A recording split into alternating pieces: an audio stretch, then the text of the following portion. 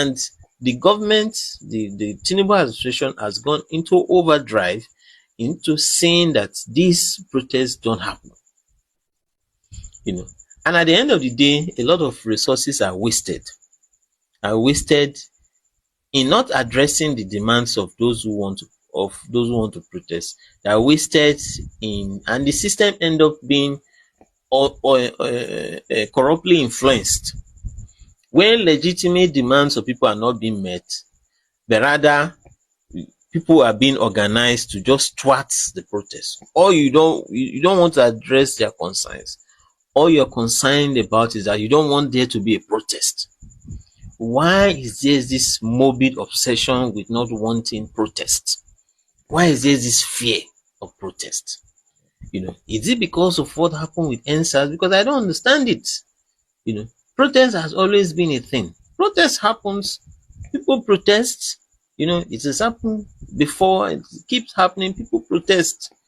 Why this thing about, there shouldn't be a protest? That shouldn't be the case.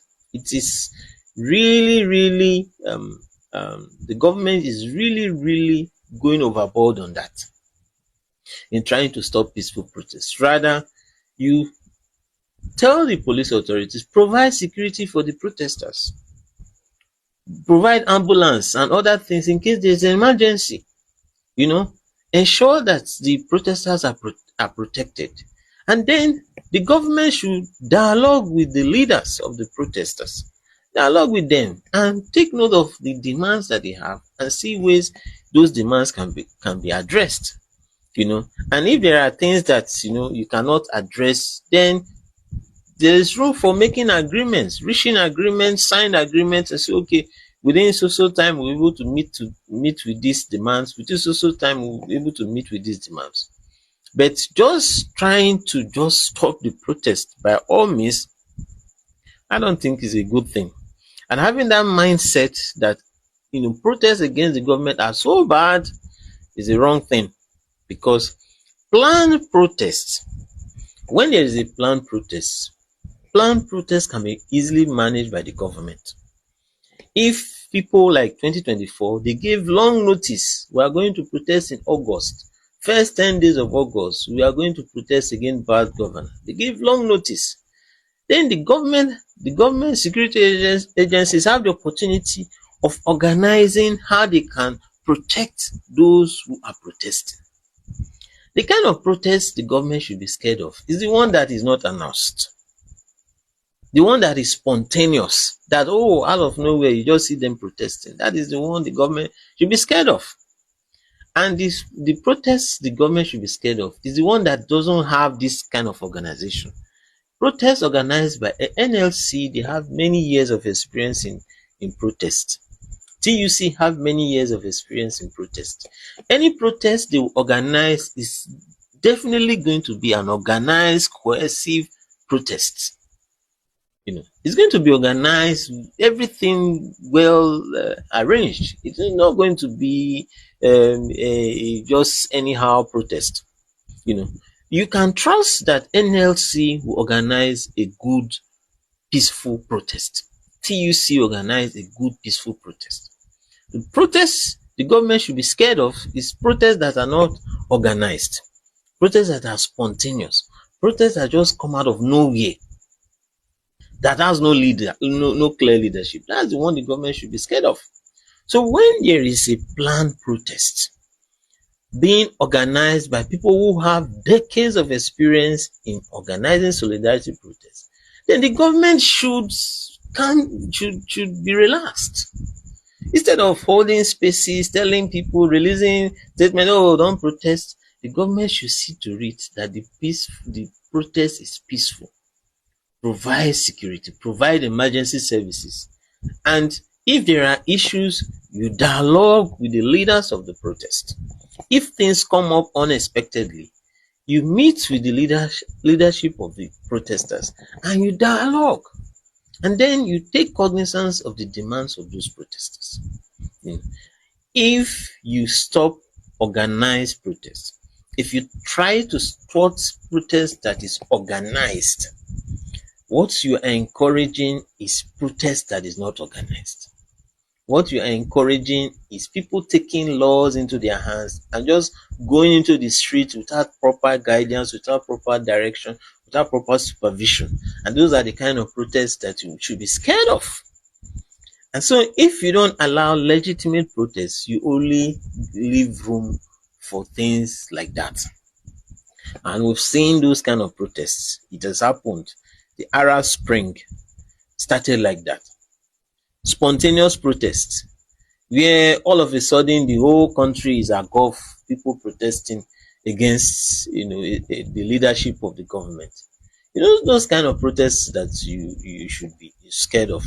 And what happened in those countries, you have leaders, you have dictators, you have Muammar Gaddafi, you have Hosni Mubarak, strong men who held down the country and tried to prevent dissent, try to, they did, those dictators, they did a good job in suppressing dissent for so many years. They succeeded, and that's why they ruled for many years. But when that pressure cooker burst and there was spontaneous protests, the government were overthrown. Muammar Gaddafi was overthrown. Hosni Mubarak had to leave power.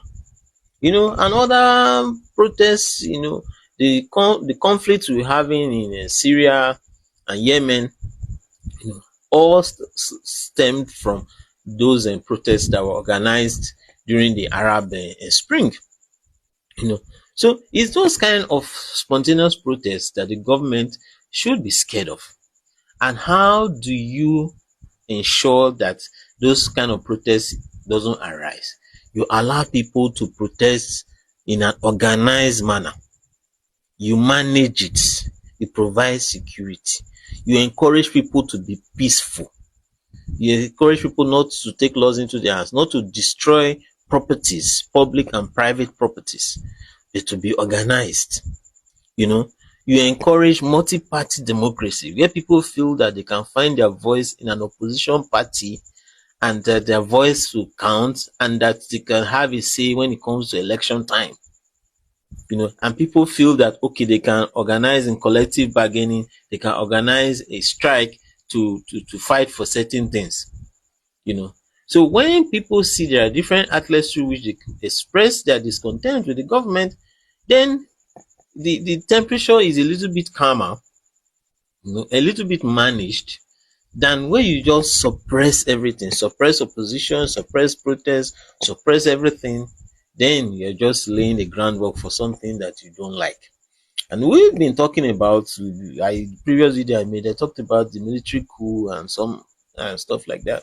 And usually the military take advantage of certain things, certain level of discontent. They take advantage of that, like the coup that took place in Benin Republic. They said that the civilian president has been stifling and suppressing opposition, trying to consolidate power. At the end of the day, there was a military coup. It took the intervention of Nigeria to ensure that coup did not succeed. So if we don't want that situation, we don't want where people take laws into their hands, we don't want where the military come in and take over, because that is you can't tell what is going to come out of it.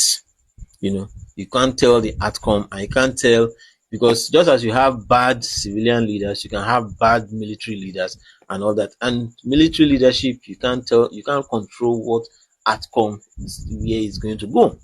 So if we don't want those outcomes, we don't want a military coup, we don't want people taking laws into their hands, the right thing to do is to allow for legitimate expression of this discontent, of displeasure with the government, and you manage the concerns of people. You talk with people, engage with people, you dialogue with people through their leaders, the leaders of the unions, the leaders of the striking workers, the leaders of protesting workers. You dialogue with them, and these leaders will now go and pass a message to their workers. Instead of calling traditional rulers, calling governors and people and deploying resources to stop a protest. You rather call the leaders of those protesting, leaders of unions and leaders of body, and see how you can address the concerns of these workers, the concerns of those who are protesting. You know, there is really nothing to fear about organized protest that is organized, that is timed. There's really nothing to fear about it. What you should be more worried is one that is not organized, one that is spontaneous, one that just comes up and takes you by surprise. you know so I just hope that the government will pay heed and remember that in a constitutional democracy, the constitution has already provided ways through which people can express displeasure with their government. Legitimate ways through which they can do this. And the people should be allowed to express their displeasure legitimately. If they are allowed to do so, then the chances of taking laws into their hands and doing things that are not legitimate would be reduced.